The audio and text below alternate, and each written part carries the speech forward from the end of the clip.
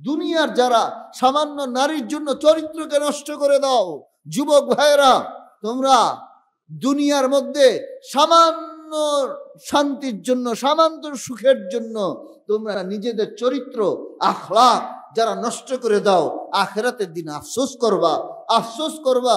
কারণ হাসরের ময়দানে এই যে যারা পর নারীর থেকে বেঁচে আছে, যারা আমলে আছে, আল্লাহ সুবহানাহু ওয়া তাআলা হাদিস তো অনেকগুলো আনতেও চাই না, মুরব্বীরা বসে থাকে, অনেক হাদিস যেগুলো আছে, এত মজাদার জান্নাত হবে আল্লাহ সুবহানাহু ওয়া তাআলা বানায় রাখছেন।